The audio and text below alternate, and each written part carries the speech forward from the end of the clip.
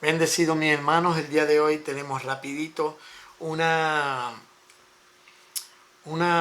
reacción a algo que nuestro buen amigo, el doctor Enoy Hernández, puso en las redes y queremos hacer una reacción rapidita. Él dentro de unos videos dijo que estaba haciendo referencia a un video que yo hice cuando yo hablo sobre esta cuestión de que Dios tiene como dos personalidades, como que Dios tiene dos deseos y dos voluntades. Y yo utilicé el verso del capítulo 3 de Segunda de Pedro, vamos a leerlo rapidito, que dice, ¿dónde estoy?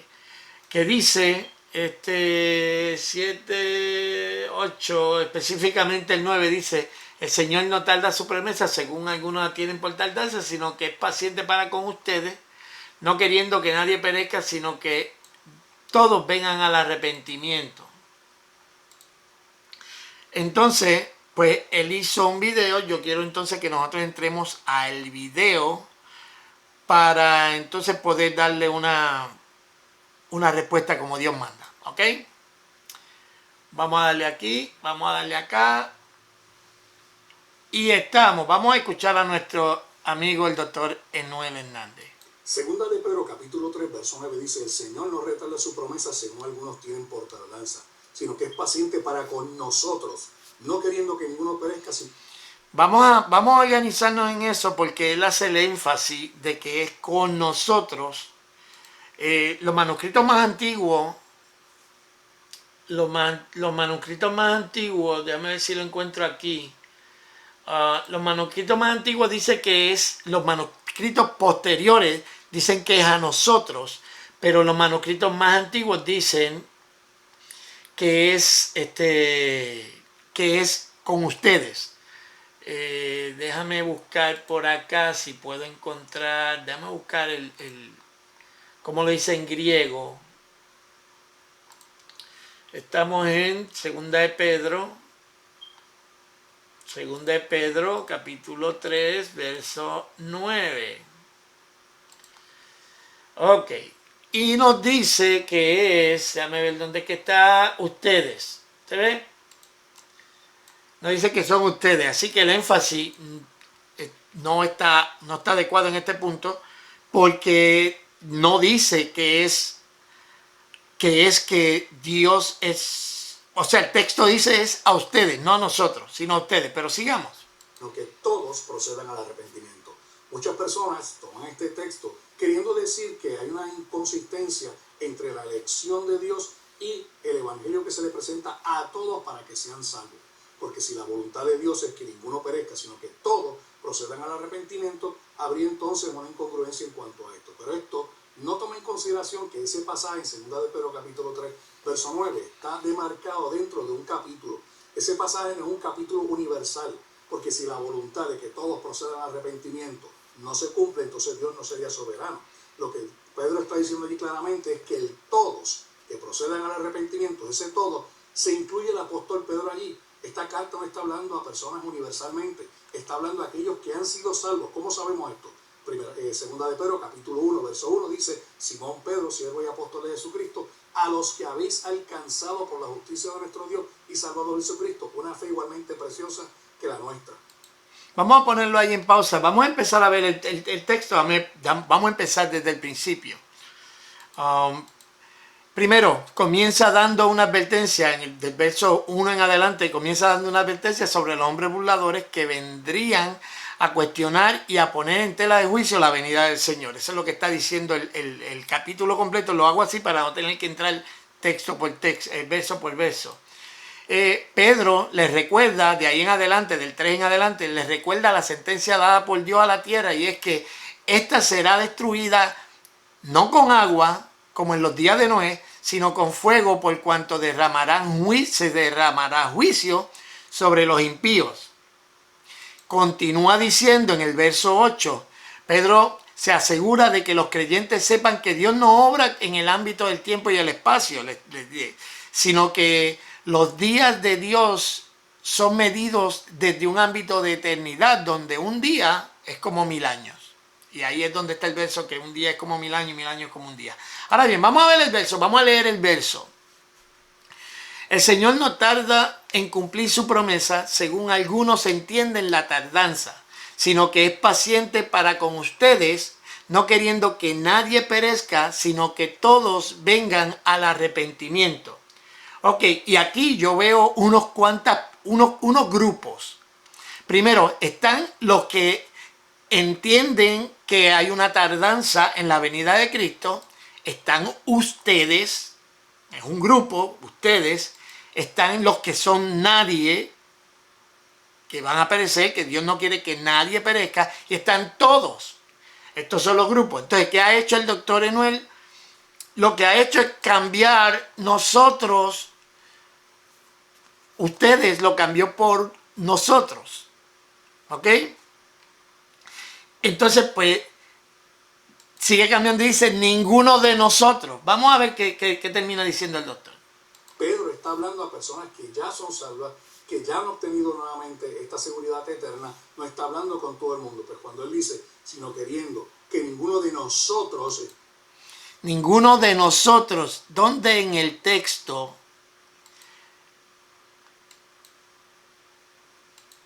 ¿Dónde en el texto dice ninguno de nosotros? ¿Ok? Está hablando precisamente a estos que ya han alcanzado por la justicia de nuestro Dios y Salvador una fe igualmente preciosa que la nuestra. Y cuando dice que todos proceden al arrepentimiento, no queriendo que ninguno perezca, el que no quiere que perezca son aquellos que él ha elegido dentro de esta carta. Así que esta carta no es una carta universal, sino que no solamente aplica a aquellos que ya verdaderamente han sido elegidos, escogidos y salvos. Ok. Vamos entonces a analizar esto. Déjame ver si puedo poner la pantalla. Ya vemos que nos cambiaron el ustedes, nos lo cambiaron por nosotros. Que nadie, es que ninguno de nosotros perezca. Y que nosotros vengamos al arrepentimiento. O sea, que nosotros, ese todo significa nosotros.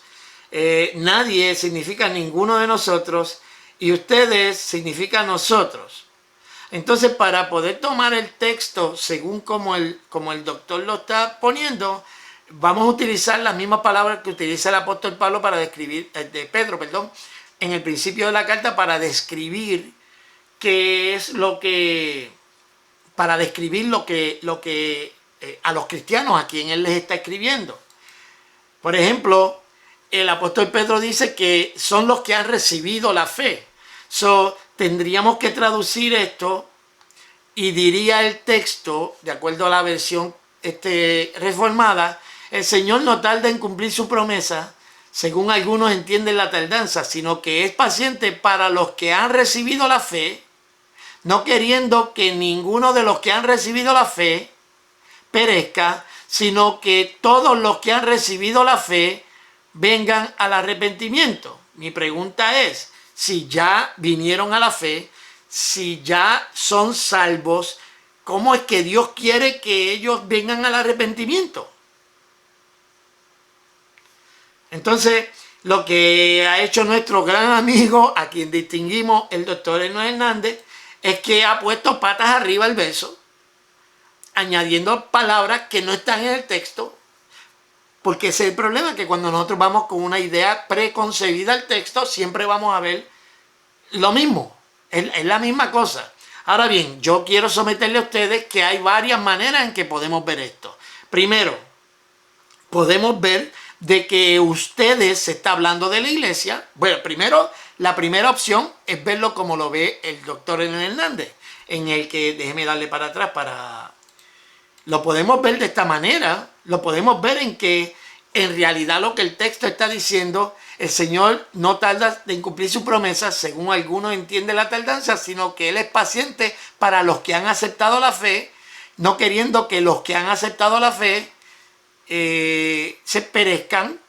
Si la Biblia dice, ¿dónde está la seguridad de la salvación?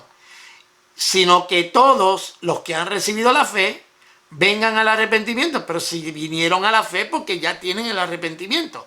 Pero, bueno, esa es una opción que podemos ver el verso de esta manera.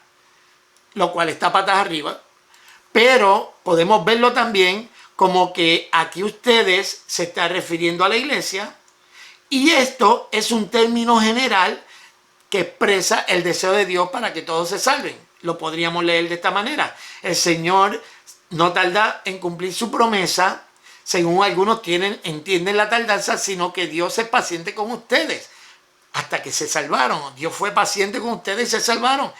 Y Dios no quiere que nadie perezca, sino que todos vengan al arrepentimiento. Esa es una manera de interpretarlo, aparte de la que nos enseñó el doctor Enoch Hernández. Ahora, hay otra manera de interpretarlo. Y podemos interpretarlo que el Señor no se tarda en cumplir su promesa, según algunos, lo cual es un grupo, entienden la tardanza, sino que es paciente con ustedes, y en este caso, en esta interpretación, ustedes serían los que el apóstol, de una manera, como dice Matthew Henry, que de una manera Pedro está contestando al sarcasmo de lo que dice Cristo no viene, sino que en este punto, en esta manera de verlo, ustedes, si se está hablando de los que entienden la tardanza, no queriendo que nadie perezca, sino que todos vengan al arrepentimiento.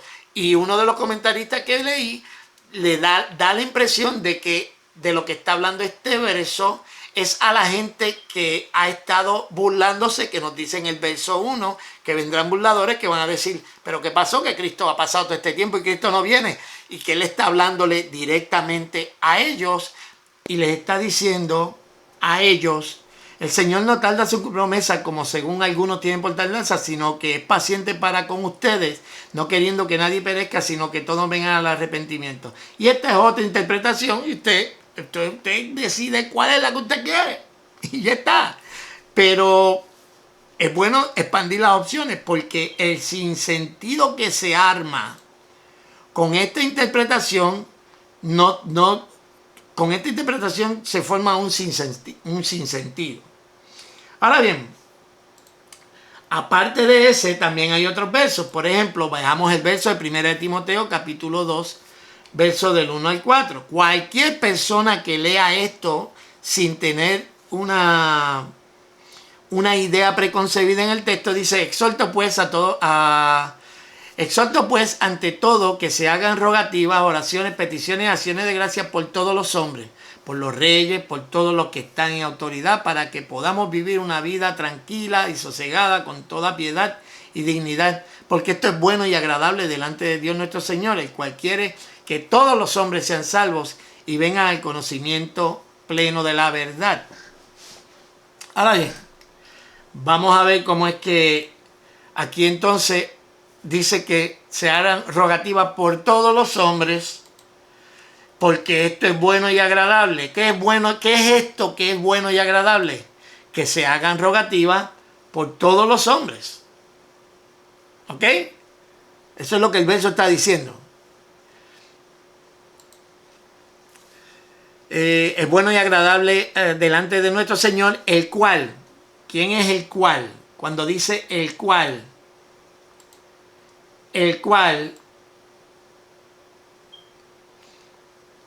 quiere.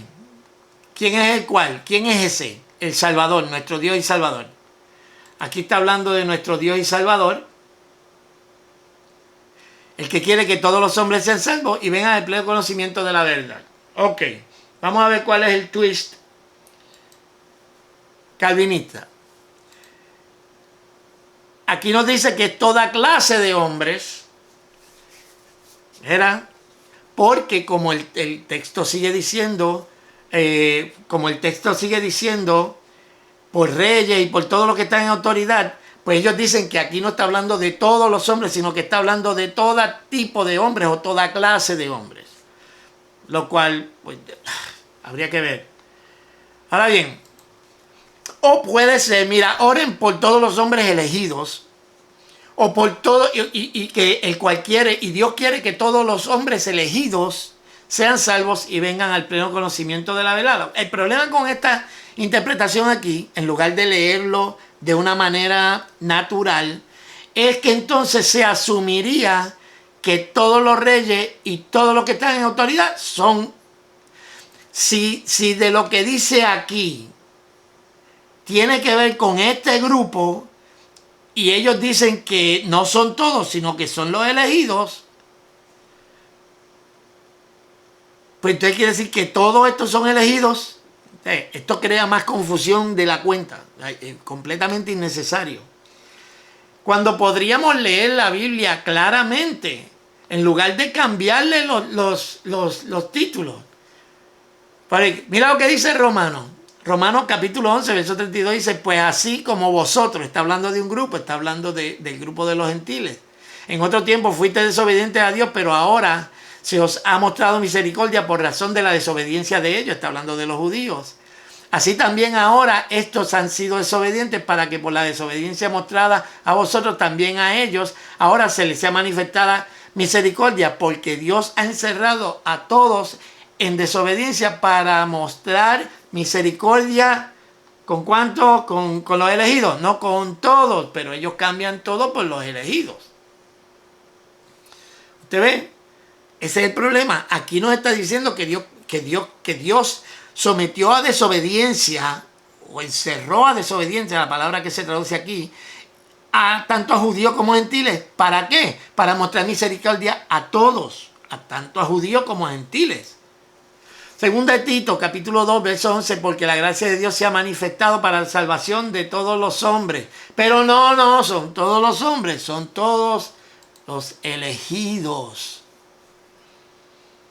Entonces, hay una constante dentro de todas estas interpretaciones, es que siempre terminan cambiando las palabras y añadiendo algo al texto que no está en el texto. Y mira qué verso, qué salmo tan bonito. Dice, clemente y compasivo es el Señor. Él es lento para la ira y grande misericordia. El Señor es bueno para con todos los elegidos. No, el Señor es bueno para con todos. Ezequiel 18:26 nos habla de cuál es el deseo de Dios. Y nos dice, ¿acaso me complazco yo en la muerte del impío? O sea, mira la pregunta que Dios hace. ¿Acaso a mí me agrada el hecho de que el impío se muera? Mano, es que se cae de la mata, brother. Y mira la alternativa que Dios le da, sino que se aparte de sus caminos y viva. ¿De qué es lo que se goza Dios? ¿Qué es lo que hace a Dios? ¿Qué es lo que Dios anhela? ¿Qué es lo que Dios quiere? Y por eso es que yo digo que Dios esquizofrénico del calvinismo, que tiene doble personalidad, porque Él decreta unas cosas y Él desea otras. Entonces, cuando nosotros vemos, vamos a volver al verso original, aquí. Cuando nosotros vemos,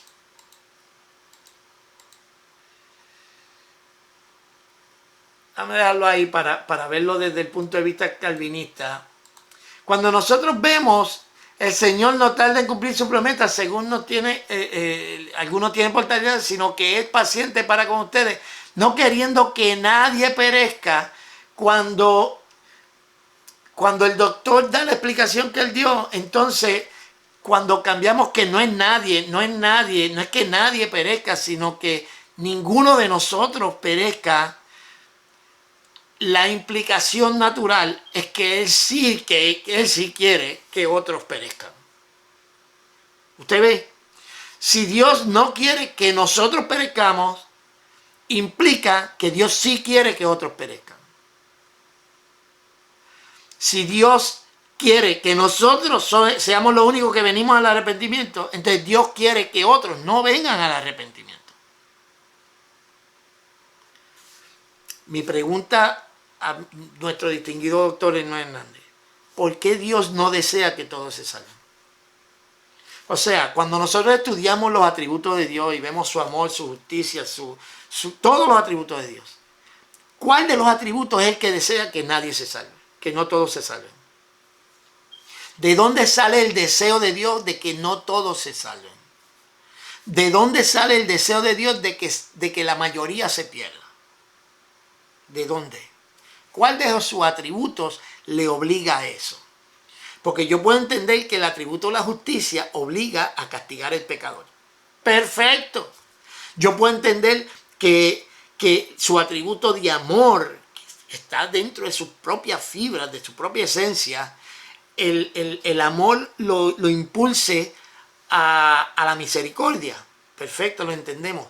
¿Qué parte de Dios impulsa a Dios a no querer que todos se salven? ¿Cuál es la parte de Dios que impulsa a Dios a no querer que todos se salven?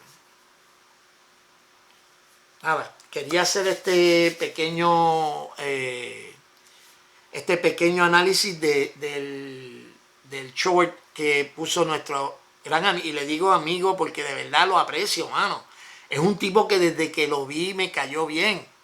Y yo lo sigo y yo ya le demostré, mira, esta es la fuente que yo voy a usar para una serie de videos que voy a hacer. Del doctor Enoel Hernández. Porque lo considero un buen maestro. O sea, el hecho de que no estemos de acuerdo con esto no quiere decir nada más. Simplemente no estamos de acuerdo porque creo que están yendo al texto con una mente preconcebida, con una idea preconcebida y no pueden ver la grandeza del texto. El texto es un texto maravilloso que está presentando la misericordia de Dios. Pero esa idea preconcebida que tienen hace que Dios luzca mal. Hace que Dios luzca como un tirano, como una persona que por amor a sí mismo es capaz de matar billones de personas y mandar billones de personas al infierno. ¿Por qué? ¿Por qué? Esta es la pregunta. ¿Por qué? ¿Qué parte de Dios impulsa a Dios a no querer que todos se salven? Si este verso no está hablando de una manera general, ¿qué es la parte de Dios? ¿Cuál es la parte de Dios que impulsa a Dios a que no todos se salven? Nada. Si te gusta este video, dale like. Si no te gusta, dale dislike. Dime en qué estoy equivocado y nos vemos en los comentarios. Ahí te la dejo para que la pienses.